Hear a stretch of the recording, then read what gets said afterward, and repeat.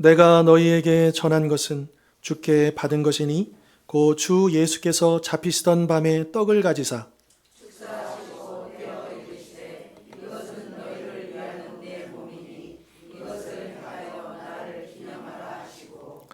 식후에 또한 그와 같이 잔을 가지시고 이르시되 이 잔은 내 피로 세운 새 언약이니 이것을 행하여 마실 때마다 나를 기념하라 하셨으니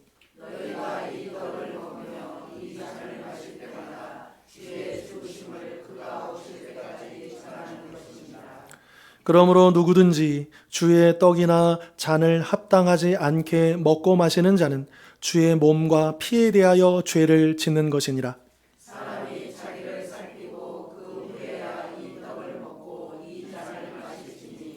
주의 몸을 분별하지 못하고 먹고 마시는 자는 자기의 죄를 먹고 마시는 것이니라.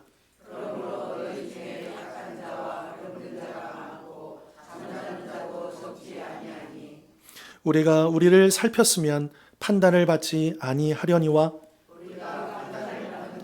주께 징계를 받는 것이니 이는 우리로 세상과 함께 정죄함을 받지 않게 하려 하심이라. 아멘.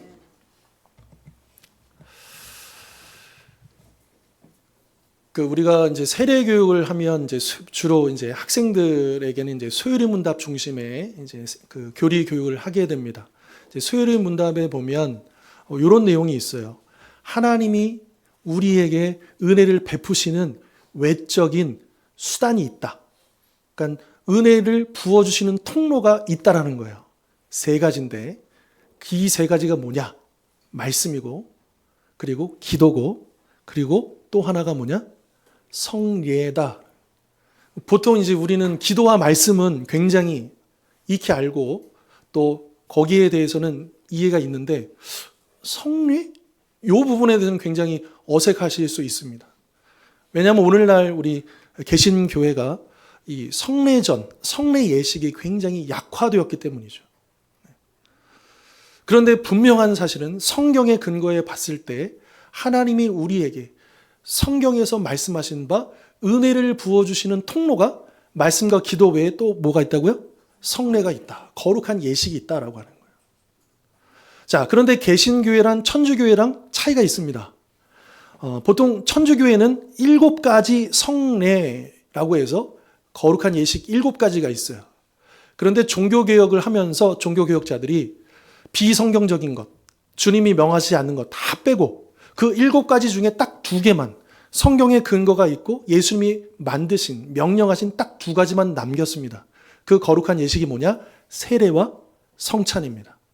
그래서 우리 개신교회는 천주교회와 달리 이 세례와 성찬을 거룩한 예식으로, 성례로, 즉 하나님이 우리에게 은혜를 부어주시는 통로로 믿고 또한 그렇게 시행하고 있는 것이죠.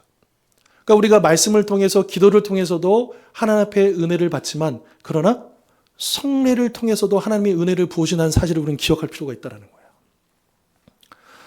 거예요. 물론 이제 이 성례전을 뭐 매주 하느냐, 한 달에 한 번 하느냐, 분기에 한 번 하느냐, 뭐 이 횟수에 대해서는 규정하고 있지 않습니다. 참고로 종교개혁 시절에는 매주 했습니다. 매주 했습니다. 초대교회가 그렇게 했기 때문에.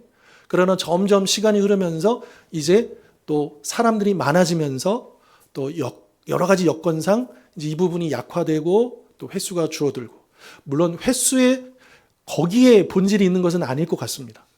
다만 우리가 그 성례, 거룩한 예식에 우리가 얼마나 집중해서 올바로 참여하는가, 이것이 중요하다. 저는 그렇게 믿고요. 자, 그러면 세례하고 성찬은요, 여러분 세례는 우리 신앙생활 동안 몇 번 합니까? 세례 한 번만 하는 거예요. 한 번만.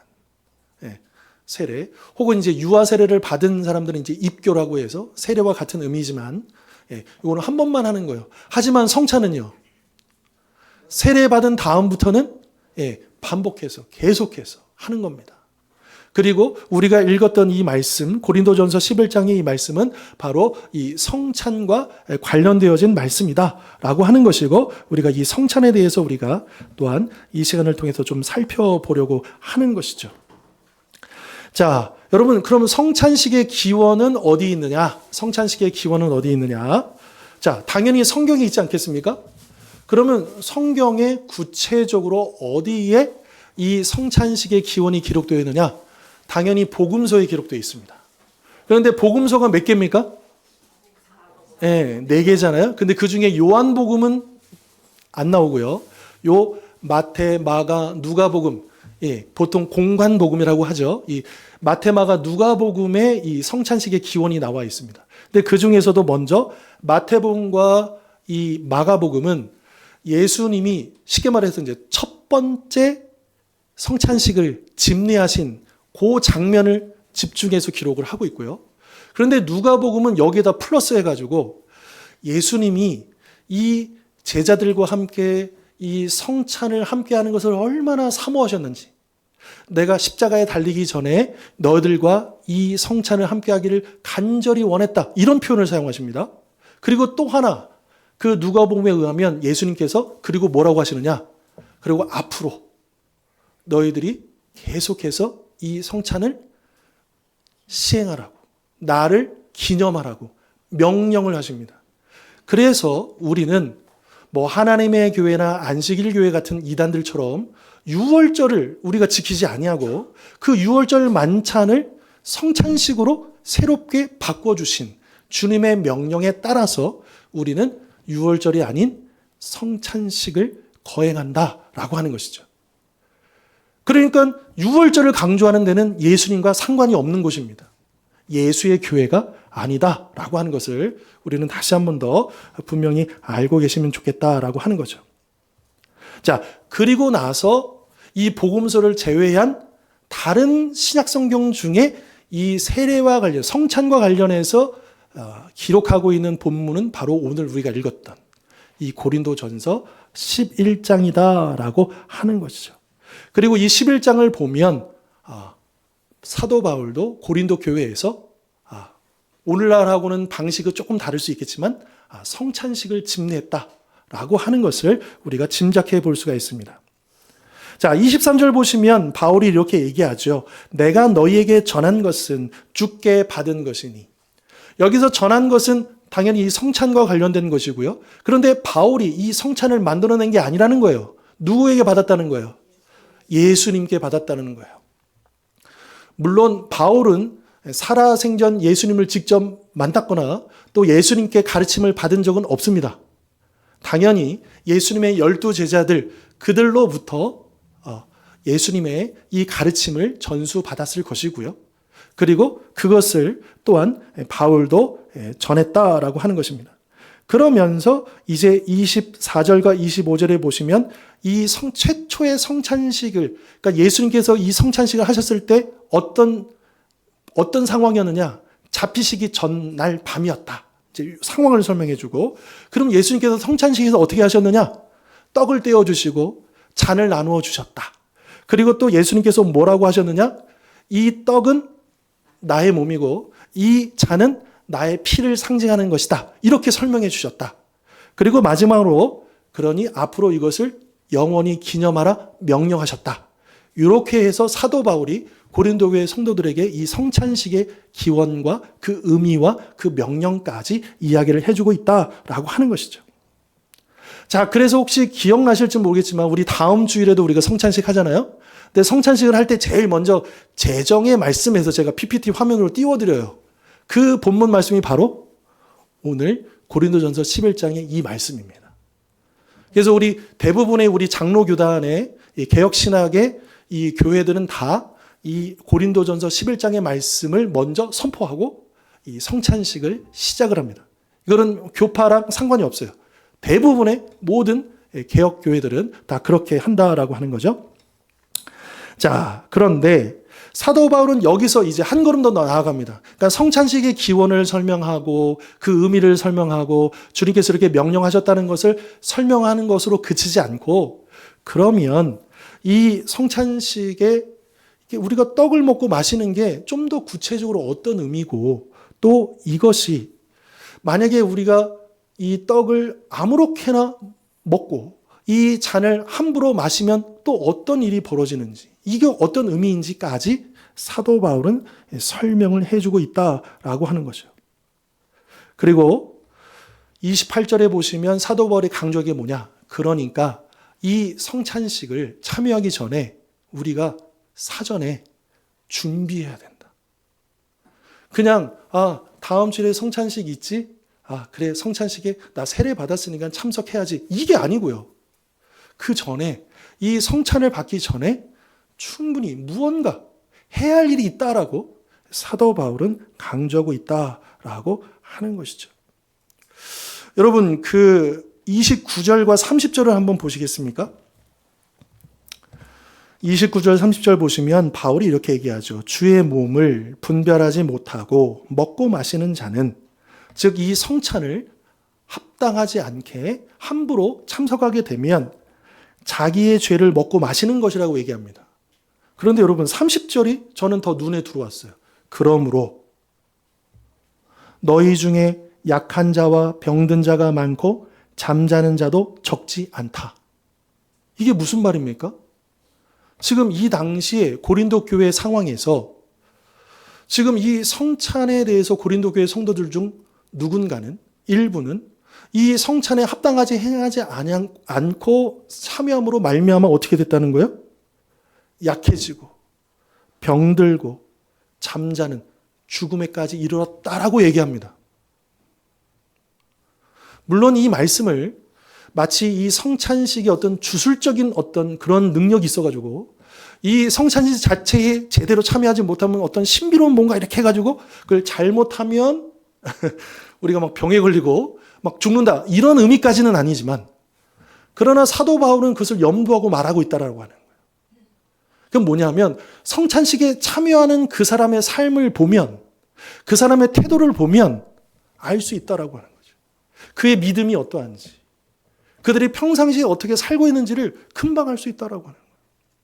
그렇기 때문에 이 성찬식을 더 잘 준비해서 거룩하게 드릴 수 있도록 일종의 경고와 같은 말씀을, 경계의 말씀을 지금 사도 바울이 고린도 교회 성도들에게 하고 있다라고 하는 것이죠. 자, 성찬식에서 우리가 떡과 잔을 먹고 마시는 행위는, 이 우리 교회학교 아이들은요, 이제 늘 그 성찬식 할 때 따로 앉아서 보잖아요. 물론 이제 세례받은 친구들은 또 같이 참여하지만, 근데 세례받기 전에 우리 아이들은요, 신기해가지고, 그리고 나도 저걸 마시고 싶은데, 먹고 싶은데 막 이런 마음으로 봐요. 물론 이제 그렇게 시작하는 거죠. 그러나 여러분, 우리가 이거 포도주 마시고 싶어서 우리가 성찬식에 참여하는 거 아니잖아요. 그리고 떡이 뭐 유난히 떡이 맛있어가지고 먹는 거 아니잖아요. 그렇죠? 그러니까 그 의미가 무엇인지를 우리가 잘 알아야 되지 않습니까? 참고로 우리 교회는 제가 이제 여러 번 시행착오로 겪으면서 현재는 포도즙, 100% 포도즙을 사용합니다.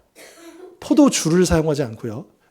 제가 이제 출신 저 고향교회에서는 포도주를 직접 담그셔가지고, 여전도회나 이런 데서, 그래서 그 포도주를 사용하셨는데, 이제 저 같은 경우는 이제 이제 누군가 이제 포도주를 담가주셔서 그것도 사용해보고 해봤는데, 우리 아이들도 있고 있다 보니까, 포도주보다는 포도즙이 좋겠다 해가지고 제가 열심히 찾아봤거든요. 그래서 찾은 한 회사 제품이 있어요. 근데 100%고 유기농이고 굉장히 좋은 거더라고요. 그래서 저희는 포도즙을 사용하는데, 그러나 포도주냐 포도즙이냐는 본질이 아닙니다. 뭐냐, 우리가 그 잔을 마시는 의미가 뭐냐, 이게 중요하다라고 하는 거죠. 그것을 우리가 알아야 된다라고 하는 겁니다. 근데 이것을 생각하지 않고 그냥 아무 생각 없이 그렇게 먹고 마시는 것은요, 주님의 몸과 피에 대하여 죄를 짓는 것이고, 또 아까 29절에서 얘기했던 것처럼 자기 몸에 죄를 짓는 거라고 얘기하는 겁니다. 그러니까 이게 단지 영적인 행위만이 아니라는 거예요. 이 성찬은 우리의 영적인 것이 우리의 육적인 것에 영향을 끼친다, 안 끼친다? 끼친다라고 사도 바울은 분명히 얘기하고 있죠. 그래서 징계까지 이른다라고 이야기를 하고 있는 것입니다. 그래서 28절은 강조하는 거죠. 사람이 자기를 어떻게 하래요? 살피고 그 후에야 이 떡을 먹고 이 잔을 마셔야 한다라고 바울은 강조하고 있는 것입니다. 자, 그러면 우리가 사전에 이렇게 준비를 해야 되는 이유를 조금 더 자세하게 살펴보면 오늘 본문에서는 세 가지를 이야기하고 있어요. 첫 번째는 27절과 29절의 말씀처럼 예수님을 믿는다고 고백하면서도 또 세례를 받았기 때문에 이 성찬식에 참여하기는 하는데 주님의 떡이나 잔을 합당하지 않게 먹고 마시는 일, 주의 몸을 분별하지 못하고 먹고 마시는 일이 얼마든지 일어날 수 있기 때문입니다. 그러니까 그런 가능성이 있다라고 하는 거예요. 그러니까 이 성찬식의 참석 유무만이 아니라 참석을 할지라도 그냥 습관적으로 또 혹은 내 안에 죄악을 품으면서도 정말 하나님 앞에 불경스러운 마음으로 또 회개하지 않은 우리의 삶을 그대로 가져와서 이 주님의 떡과 잔을 먹고 마시는데 참여하는 일이 일어날 수 있다. 그렇기 때문에 우리가 미리 사전에 그것을 살펴야 된다라고 얘기하는 것이고요. 두 번째로는 만약에 그렇게 되면 이거는 하나님 보실 때 뭐냐? 죄라고 하는 거예요. 우리 성도님들 솔직히 이 성찬식에 참여하면서 내가 이 성찬에 미리 준비하지 못하고 이번 주간은 유난히 좀 바쁘고 힘들고 정신없이 그래서 오늘 성찬식인 줄도 깜빡하고 그렇게 성찬 예식에 참석하신 적이 있지 않으셔요? 저는 그런 적이 있어요. 근데 이게 뭐라고요? 죄라고 말씀하셔요. 누가요? 성경이요.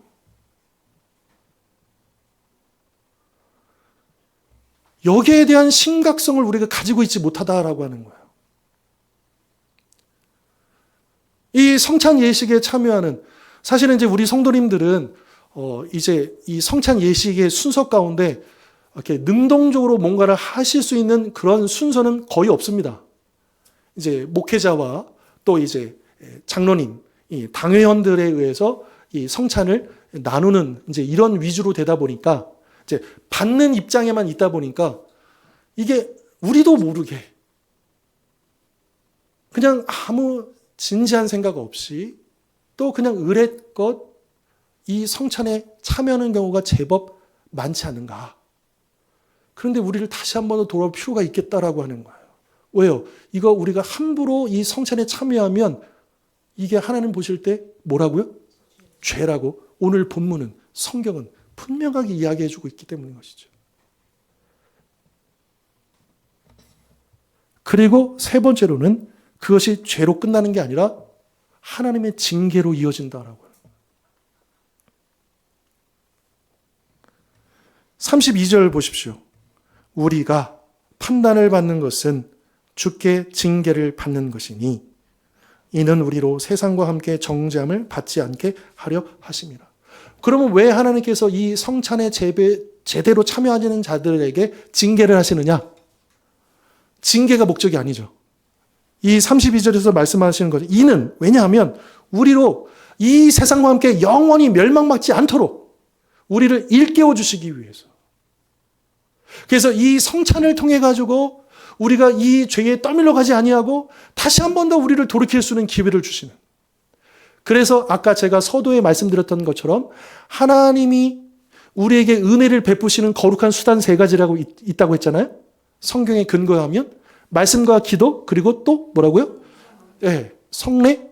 이제 세례는 한 번뿐이고 주로 이제 우리는 세례받은 자 입장에서는 성찬이 되겠죠.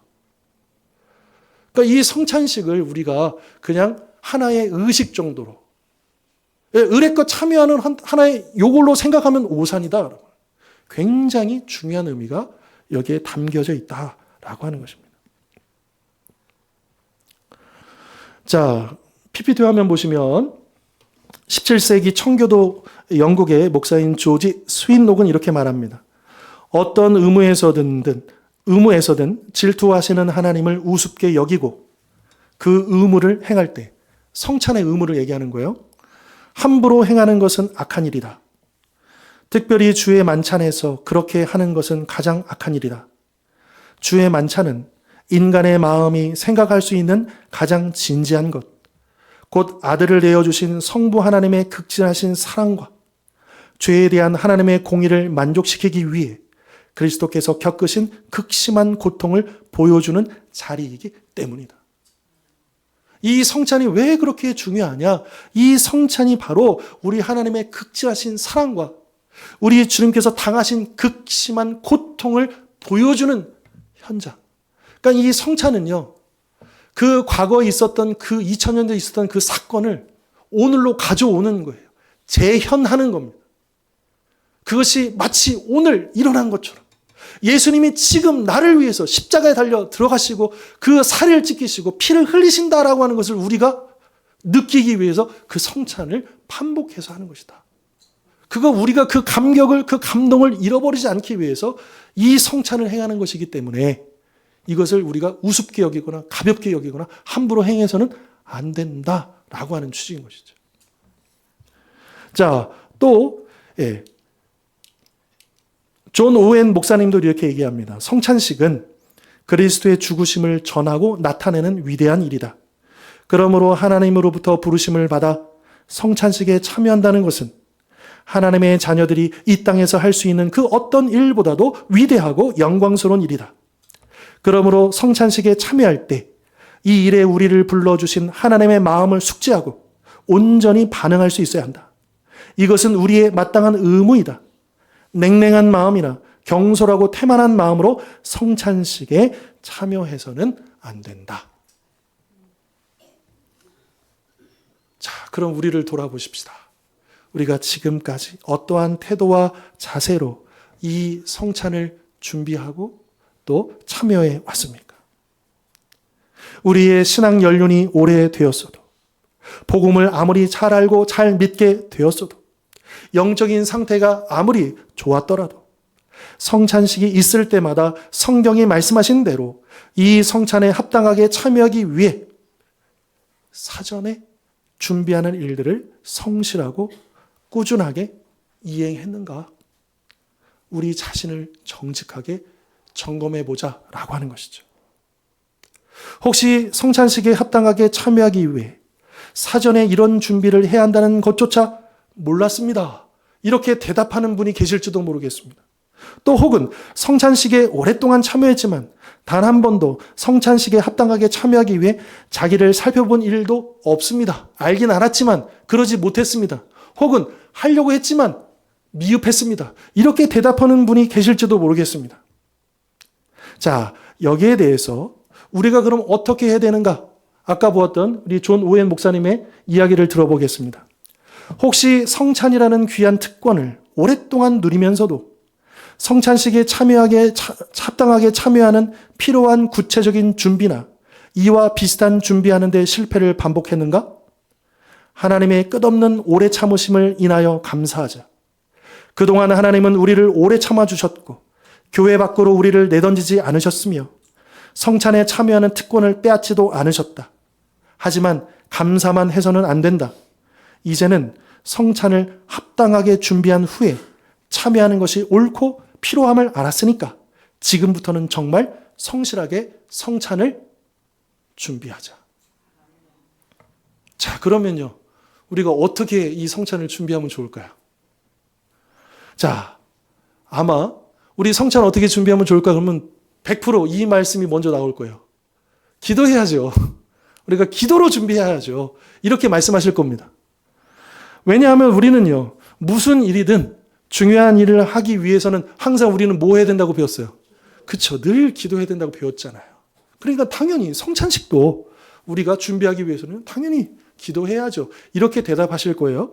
혹은 이런 분들도 계실 거예요. 기도도 기도인데요. 우리가 금식도 좀 해야 될 것 같습니다. 이렇게 대답하실 수도 있겠어요. 왜냐하면 우리가 이제 일반적인 의미에서 중요한 것들은 우리가 기도를 하지만 더 특별한 경우에는 금식까지 하잖아요. 그죠? 그러니까 우리가 제가 요번에는요, 기도만으로는 부족할 것 같고요. 제가 금식이라도 해가지고 더 특별한 마음을 좀 가져야 되겠습니다. 그런 마음으로 제가 성찬에 참여되겠습니다. 이렇게 말씀하실 수도 있겠어요. 그렇죠? 자, 그런데요, 성경은 뭐라고 말씀하실까요?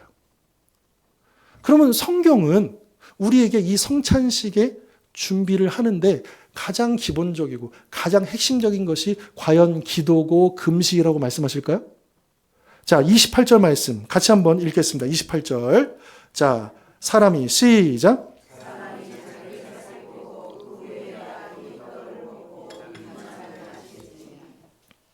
여러분, 여기에 기도가 나오고 금식이 나옵니까? 안 나옵니다. 물론 우리가 준비하면서 기도하는 것과 금식하는 것이 잘못됐다는 게 아니에요. 그러나 성경은 우리에게 가장 기본적이고 핵심적인 일은 뭐냐? 자기를 뭐 하라는 거예요? 살피는 일이다. 이게 우리가 준비할 때 가장 먼저, 가장 중요하게 해야 할 일이다라고 말씀해주고 있다라고 하는 거죠. 그러면 자기를 살핀다는 게 뭐냐? 이 살피다라고 번역되어진 이 헬라어 원문의 뜻은 뭐냐면 시험하다, 분별하다, 점검하다, 입증하다입니다.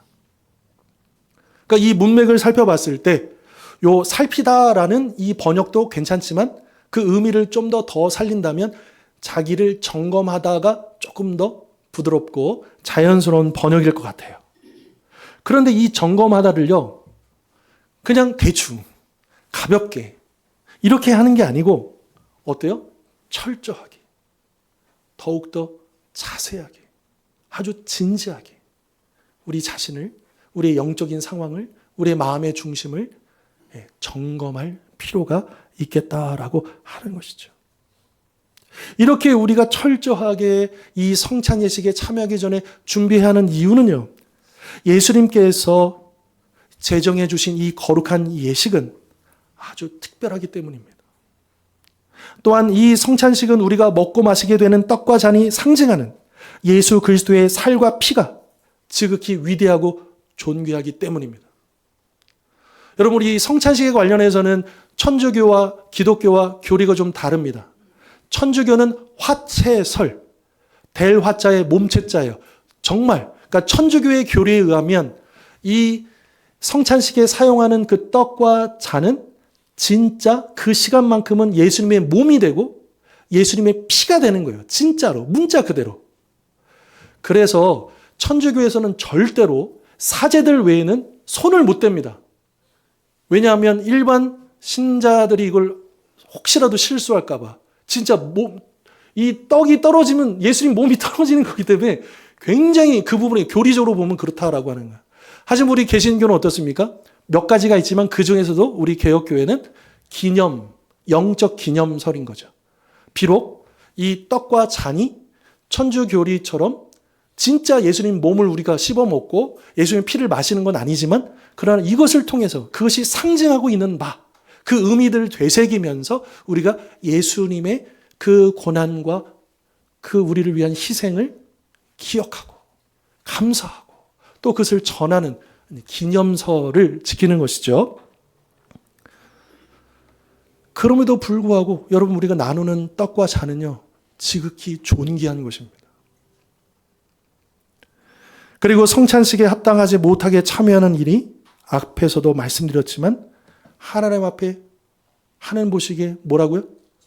죄가 되고 그 결과 교회에 큰 해가 된다라고 하는 것입니다. 자, 이와 관련해서 존 오웬 목사님이 또 계속해서 이런 얘기를 합니다. 성찬식을 준비하기 위해 뭘 할애하래요? 여러분, 이번 주간에 시간을 할애하십시오. 효과적인 준비가 불가능할 정도로 짧은 시간을 할애해서는 안 됩니다. 흔히 사람들은 몇 마디 기도를 간단히 하고서 성찬에 참여할 준비를 다 했다 생각한다. 차분히 앉아서 준비하지 않고서도 성찬에 참여할 준비를 다 했다고 생각한다. 하지만 기독교 신앙이 가장 영광스럽고 아름답게 드높아졌을 때는 신앙이 요구하는 의무들을 성도들이 가장 엄격하고도 성실하게 준비하는 때였다. 자, 그렇다면 성찬에 합당하게 참여하기 위해서 우리를 점검할 때 조금 더 구체적으로 무엇을 점검해야 하겠는가? 사실 오늘 본문은요, 구체적으로 무엇을 점검하라 말씀하고 있지는 않아요. 다만 23절과 24절의 문맥을 좀 살펴보면 23절, 24절 우리가 같이 한번 읽어볼까요? 자, 읽겠습니다. 시작.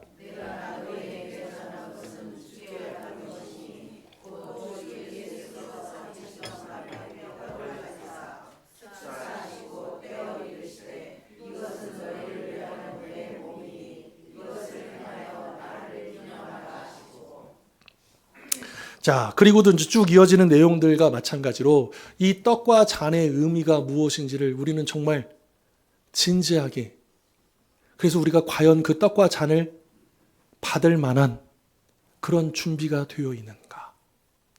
우리 아까 우리 찬송가 예수의 보혈로 깨끗이 씻기어 있는가, 찬송의 가사가 우리에게 질문하고 있잖아요.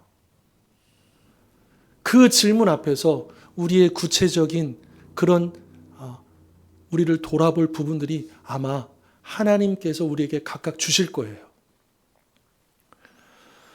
자, 아까 제가 얘기했던 그 소요리 문답 얘기를 했는데, 소요리 문답도 있지만 대요리 문답도 있습니다. 근데 우리 한국 교회는 대부분 소요리 문답을 위주로 얘기하는데, 사실 소요리 문답은요, 학생들 교육 내용이에요. 어른들은, 장년들은 대요리 문답으로 가르칩니다. 그래서 훨씬 더 많은 분량으로 더 많은 설명이 이 질문에 대한 답으로 나오게 되는데, 여러분, 이 성찬에 참여하기 전에 신자가 준비해야 될 내용이 있을까요, 없을까요? 당연히 있죠. 참고로 이 웨스터민스터 대요리 문답, 소요리 문답, 그리고 더 나아가서는 그 근본이 되는 신앙 고백서, 이거는요, 우리 인류 역사상 전무후무한 그런 결과물입니다. 왜냐하면 17세기에 영국의 청교도 혁명이 일어나는 중에 영국의 국회가 공식적으로 나라 예산을 가지고 영국에 있는 전국에 있는 저명한 신학자들 100여 명을 다 모아요. 합숙을 합니다. 몇 년 동안? 5년 몇 개월 동안. 6년 가까이나 그 저명한 신학자들 다 모아놓고, 그리고 공식적으로 1100 몇 회라고 하는 회의를 해요. 약 6년 동안. 그 결과물이 웨스터민스터 신앙 고백서고 대요리 문답이고 소요리 문답이에요. 그래서 전 세계 어느 교회든지, 특별히 이 개혁 교회들은요, 이거를 우리 신앙의 기본 고백으로 받아들여요. 우리 교단도 마찬가지고요. 그런데 안타깝게도 이 신앙 고백서 전문을 읽어보신 성도들은 제가 장담하건대 단 한 분도 안 계실 거예요. 대요리 문답, 소요리 문답은 그래도 일부분 세례교육 받으실 때 들어보셨겠지만 거의 보신 적이 없을 거예요.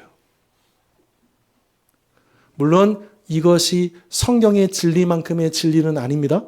하지만 이 성경을 그 어느 때보다도 사랑했고, 그 어느 때보다도 이 성경을 대대로 가르치기 위해서, 올바로 그 신앙을 세우기 위해서 6년 가까이나 되는 100여 명의 신학자들이 고심하면서 1100회 기도하면서 모여가지고 만들어낸 이것을 우리가 모른다라고 한다면 과연 우리의 신학이 사실은 그럼에도 불구하고 직접 전문을 못 보셨더라도 우리 성도님들은 지금까지 신앙생활 하시면서 수많은 설교와 교회에서 가르친 말씀 속에서 그게 다 녹아져 있습니다.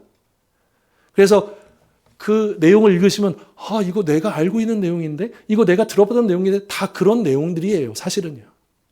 그러니까 우리가 문자 그대로 전문을 다 읽고 우리가 달달달 외워야지만 우리가 올바른 신앙을 갖는 건 아닌데, 그런데 저는 점점 요즘에 드는 생각이 뭐냐 하면, 우리 안에 형식이 너무 부족하지 않은가. 물론 그 핵심, 본질, 신앙의 그 본질을 우리가 붙잡는 게 제일 중요한데요. 그런데 그것을 우리가 표현하는 형식에 있어서 물론 우리가 율법주의로 가자는 게 아닙니다. 하지만 그러나 우리가 하나님 앞에서 우리에게 우리의 신앙을 드러낼 수 있는 구체적인 무언가가 있어야 되잖아요. 그렇지 않을까요? 우리 삶 속에서도 그렇고 우리 신앙에서도 그렇고. 그런데 어느 때부터인가 교회가 그걸 안 가르쳐요. 그러니까 교회가 어느 때부터 힘이 없어져요. 분명히 교회는 이 시대의 흐름을 따라가야 합니다.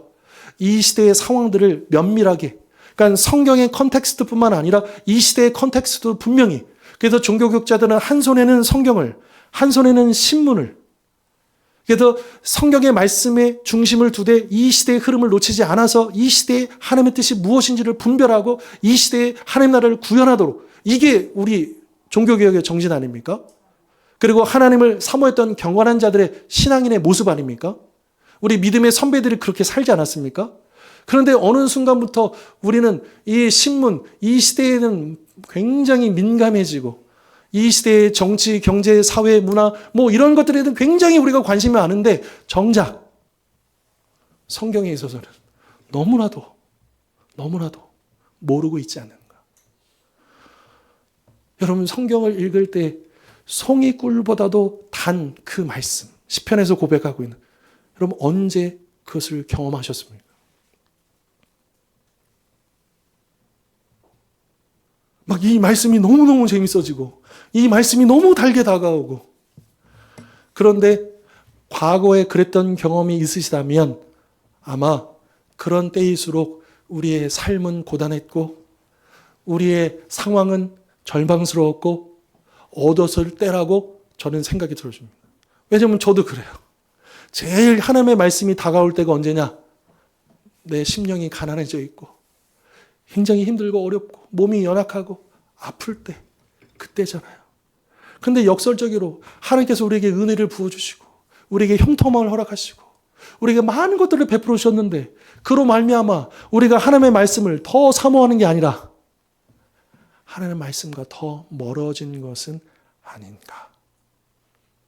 같은 맥락에서 여러분 우리가 이 성찬의 은혜를 우리가 너무 소홀히 하고 잊어버린 것은 아닌가라고 하는 것이죠.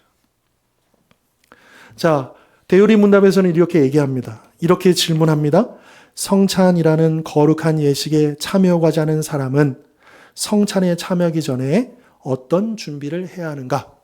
자, 답은요, 우리가 같이 한번 읽겠습니다. 자, 읽겠습니다. 시작. 성찬이라는 성례에 참여하고자 하는 사람은 반드시 사전에 준비해야 한다. 먼저는 자신이 그리스도 안에 있는지를 점검해야 한다. 자신의 죄와 결핍을 점검해야 한다. 자신에게 있는 신앙적인 지식, 믿음, 회개가 얼마나 진실하고 분량이 어느 정도 되는지도 점검해야 한다. 자, 계속 이어서요. 계속 가겠습니다. 시작.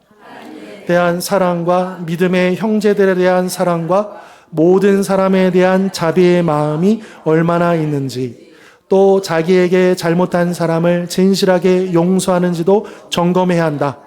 그리고 그리스도를 사모하는 마음과 새로운 순종을 다짐하는 마음이 분명한지도 점검해야 한다.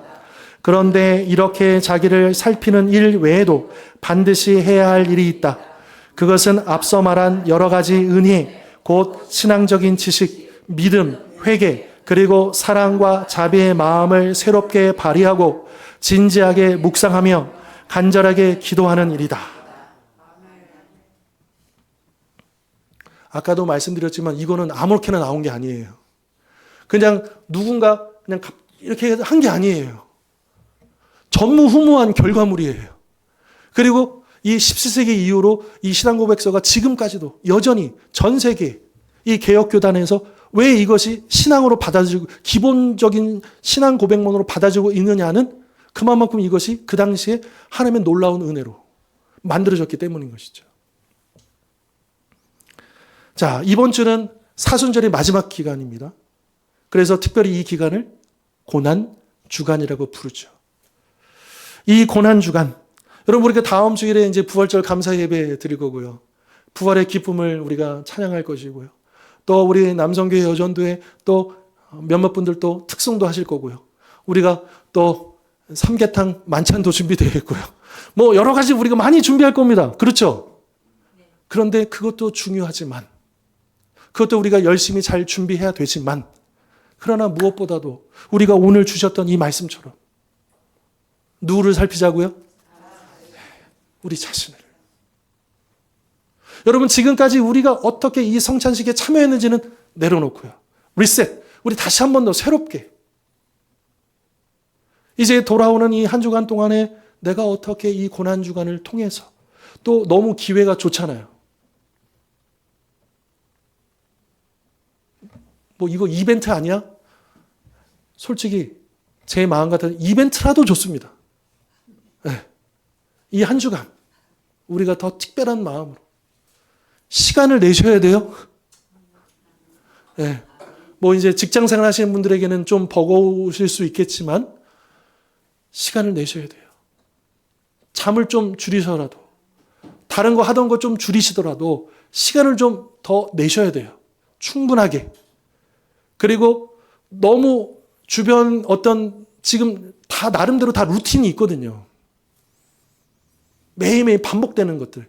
잠깐은, 이번 한 주간은 뭐 아예 안 할 수는 없겠지만 최소한의 것들은 유지하되, 그러나 여기에 집중하기 위한 무언가의 몸부림이 필요하다라고 하는 거고요. 그것은 우리가 이 성찬에 참여할 때 우리를 살피지 않고 참여함으로써 오늘 본문이 말씀하신 대로 하나님 앞에 죄가 되지 않고 이것이 우리 공동체에 영향을 끼치지 않기 위해서라도 하나님의 그 지극히 우리 예수님의 거룩한 몸과 그 피를 우리가 함부로 받지 않기 위해서 이 한 주간 동안 그 어느 때보다도 진지하고 성실하게 자기를 살피며 준비하여 이 성찬에 참여하시는 우리 모든 성도님들 되실 수 있기를 주님의 이름으로 축원합니다. 기도하겠습니다.